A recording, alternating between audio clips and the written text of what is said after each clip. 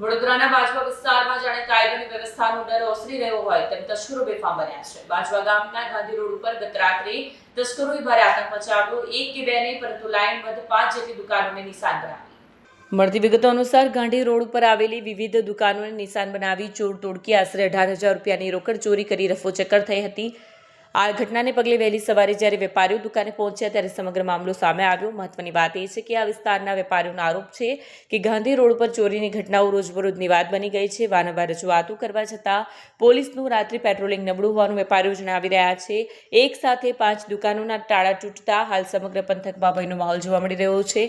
ઘટનાની જાણ થતાં જ વેપારીઓ એકઠા થઈ પોલીસ સ્ટેશનમાં લેખિત ફરિયાદ નોંધાવી છે. હવે જોવાનું રહેશે કે શું પોલીસ આ તસ્કરોને ઝડપી પાડશે કે પછી વેપારીઓ ફફડાટના ઓછાયા હેઠળ જ વેપાર કરવો પડશે.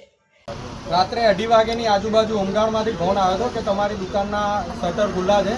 એટલે રાત્રે 2:30 વાગ્યાની આજુબાજુ અમે પહોંચ્યા હતા દુકાને જઈને જોયું તો તાળા શટર તૂટેલું હતું અને અંદરનું બધું માલ વિખેર હતો અને પરચુરણ ને એવું બધું લઈ ગયા છે અમારી દુકાનેમાંથી. અને પછી આગળ તપાસ કરતાં બીજી 4 દુકાનોના બી તાળા તૂટેલા જોવા મળ્યા હતા. એટલે રાતે 5 વાગ્યાની આજુબાજુ આપણે જવાહરનગરમાં અરજી આપીને આવ્યા છે. એટલે પીઆઈ દેસાઈ સાહેબને આપણે કહેવાનું કે વહેલી તકે આ ચોરોને પકડે અને જે કંઈ બી સજાની જોગવાઈ હોય એ ચોરોને કરે. રાતે સચિનભાઈનો ફોન અમારી ઉપર આવ્યો હતો કે આવી રીતે તાળા તૂટ્યા છે. તો અમે પહોંચ્યા તો બીજી પણ દુકાનોના તાળા તૂટ્યા હતા અને બધો માલ વેર વિખેર કર્યો છે અને એમાં મસાલાની બરણીઓને બધું ગયું છે. બીજું તો હજુ જોઈશું એટલે ચેક કરીએ એટલે ખબર પડે. અમને સચિનભાઈનો ફોન આવ્યો કે તમારી દુકાનના તાળા તૂટ્યા છે.